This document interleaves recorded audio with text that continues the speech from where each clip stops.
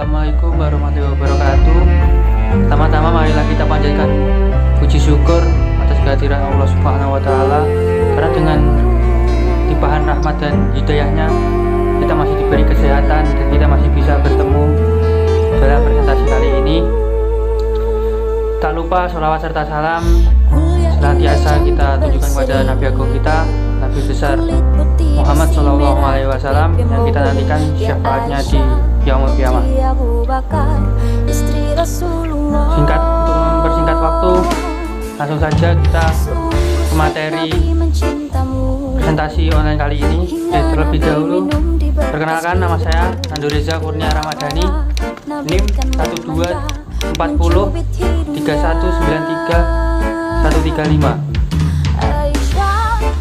Di sini saya akan mempresentasikan tentang materi reproduksi bacaan. Sebelum ke materi, alangkah baiknya presentasi kali ini kita buka dengan bacaan Bismillah. Langsung kita ke materi. Sesirah kasih cintamu bukan persis novel mula benci jadi rindu. Kau istri tercinta ya Aisyah. Apa sih reproduksi bacaan itu? Reproduksi bacaan itu adalah suatu kemampuan yang dimiliki untuk mengolah sumber bacaan dan menyajikannya dalam bentuk tulisan yang berbeda dari tulisan yang aslinya. Sebagai mahasiswa, kita tidak luput atau tidak bisa dihindarkan dari suatu kegiatan untuk menulis suatu ilmiah. Dan untuk menulis suatu karya ilmiah itu dibutuhkan kemampuan membaca dan memahami topik yang akan dibahas dan dari berbagai sumber bacaan, misalnya dari buku, artikel, jurnal, maupun tugas akhir akademik seperti skripsi, tesis, atau disertasi. Dalam kegiatan mereproduksi bacaan itu meliputi 8 hal. Yang pertama yaitu ringkasan, yang kedua yaitu ikhtisar, yang ketiga yaitu resensi, yang keempat yaitu rangkuman, yang kelima yaitu sintesis, yang keenam yaitu abstrak, yang ketujuh yaitu simpulan, yang kedelapan yaitu sinopsis. Dari kegiatan reproduksi bacaan tersebut akan kita bahas satu persatu. Terlebih dahulu kita akan membahas tentang ringkasan. Ringkasan sendiri yaitu merupakan upaya menyajikan tulisan yang panjang dalam bentuk singkat dan padat. Dalam meringkas, keindahan gaya bahasa, ilustrasi, serta penjelasan-penjelasan yang terperinci dihilangkan sehingga benar-benar utuh menjadi intisari tulisan tanpa hiasan. Tapi meskipun dengan demikian, meringkas harus tetap mempertahankan urutan pikiran penulis asli beserta pendekatannya. Bacaan yang dapat diringkas yaitu berupa buku, bab di dalam buku atau artikel, makalah atau skripsi, atau dan lain-lainnya. Yang kedua, kita bahas tentang ikhtisar. Ikhtisar sendiri yaitu intisari dari sebuah objek tulisan yang dirangkum dan berbentuk ringkasan. Sebenarnya ikhtisar ini hampir sama dengan ringkasan. Namun ikhtisar ini tidak mempertahankan urusan gagasan yang membangun objek tulisan atau karangan tersebut. Dan contoh ikhtisar ini dapat ditemukan dalam penulisan teras berita, di surat kabar, sampulan belakang buku, atau kilasan berita. Ada beberapa fungsi dari pembuatan ikhtisar, yaitu untuk penghematan kata, untuk mengembangkan ekspresi, dan untuk lebih mudah memahami isi dan dari tulisan atau karangan. Adapun ciri-ciri dari sebuah ikhtisar dapat dilihat, yaitu satu, bertujuan untuk mengambil inti dari sebuah karangan. Yang kedua yaitu dengan bebas menggabungkan kata-kata tetap tidak menyimpang dari inti. Tiga, yaitu urutan gagasannya tidak perlu dipertahankan. Yang keempat, merupakan sebuah tulisan baru yang ditulis ulang dari inti sebuah gagasan teks. Yang ketiga, kita bahas tentang resensi. Resensi sendiri adalah tulisan yang mengulas dan memberikan penilaian atas suatu bacaan. Resensi dibuat untuk menginformasikan kualitas bacaan kepada pembaca, sehingga pembaca mendapat gambaran tentang bacaan tersebut sebelum memutuskan akan membaca secara lebih mendalam atau tidak.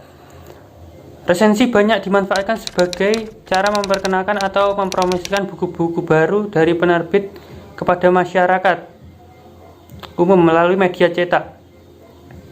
Istilah resensi dalam beberapa media cetak dimuat dalam rubrik timbangan buku, laporan buku, apresiasi buku, bedah buku, dan ulasan buku. Yang keempat, kita bahas tentang rangkuman. Rangkuman yaitu hasil merangkum atau meringkas suatu uraian agar menjadi lebih singkat dengan perbandingan secara proporsional antara bagian yang dirangkum dengan rangkumannya. Secara umum, dapat dikatakan bahwa rangkuman merupakan bentuk ringkasan yang bersifat menyeluruh, padat, dan memuat unsur utama dalam bacaan. Secara khusus, rangkuman ialah bentuk tulisan yang menggunakan kata-kata perangkum sendiri. Adapun hal-hal yang harus diperhatikan dalam merangkum. Yang pertama yaitu rangkuman hanyalah mengungkapkan gagasan pokok atau bagian-bagian yang penting dari tulisan asli. Yang kedua, perangkum dapat menghilangkan contoh, ilustrasi, keterangan, atau penjelasan. Yang ketiga, panjang rangkuman tidak boleh lebih dari sepertiga panjang naskah asli. Yang keempat, perangkum tidak diperbolehkan mengubah sistematika atau urutan gagasan. Yang kelima, perangkum harus menjaga keseimbangan dengan apa yang dibahas penulis. Yang kelima, kita membahas tentang sintesis. Dalam tulisan ilmiah, sintesis adalah kegiatan merangkum berbagai pengertian atau pendapat dari dua atau banyak bacaan untuk dihasilkan tulisan yang baru yang sesuai dengan kebutuhan penulis. Sintesis melibatkan kegiatan menganalisis perbedaan, pertentangan, persamaan, dan klasifikasi dari beberapa sumber bacaan. Untuk dapat menulis sintesis, ini perlu menguasai teknik menyusun kutipan dan daftar acuan. Kutipan-kutipan penting yang relevan dapat dengan apa yang akan ditulis dikumpulkan dan diulas. Dengan demikian, sintesis merupakan simpulan penulis atas pemahamannya terhadap beberapa bacaan. Yang keenam, yaitu abstrak. Abstrak adalah ringkasan isi suatu tulisan ilmiah dalam bentuk singkat dan padat. Panjang abstrak sendiri tidak lebih dari 1 hingga 2 paragraf atau berkisar 150 sampai dengan 400 kata. Abstrak disusun setelah tulisan ilmiah, seperti laporan penelitian, laporan magang, makalah yang selesai ditulis. Abstrak dicantumkan teratas dan terdepan sebelum bab latar belakang atau pendahuluan.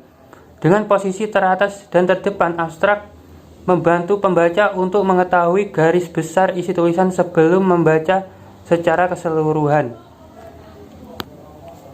Yang ketujuh adalah simpulan. Simpulan adalah bentuk ringkasan yang mengungkapkan gagasan utama dari suatu uraian atau pembicaraan dengan memberikan penekanan pada ide sentral, juga penyelesaian dari permasalahan yang diungkapkan. Simpulan juga bisa memiliki arti kesudahan pendapat. Simpulan merupakan sebuah gagasan yang tercapai pada akhir pembicaraan. Dengan kata lain, simpulan adalah hasil dari suatu pembicaraan. Yang kedelapan adalah sinopsis. Sinopsis adalah ringkasan pendek dari suatu cerita pendek, novel, roman, dan karya-karya sastra lainnya atau karangan. Ciri-ciri dari sinopsis. Alur ceritanya disusun secara berurutan dari awal sampai akhir. Yang kedua, bahasa yang dipakai memakai jenis bahasa persuasif. Yang ketiga, menampilkan konflik secara detail, ringkas, serta menarik. Yang keempat, membuat penasaran calon pembacanya. Sinopsis sendiri memiliki fungsi, yaitu 1. Memberikan sebuah informasi atau gambaran ringkasan dan singkat tentang isi cerita atau buku tersebut. Yang kedua, memberi gambaran yang jelas serta secara sederhana tentang urutan kronologi cerita dalam naskah atau buku. Yang ketiga, sebagai prolog atau epilog.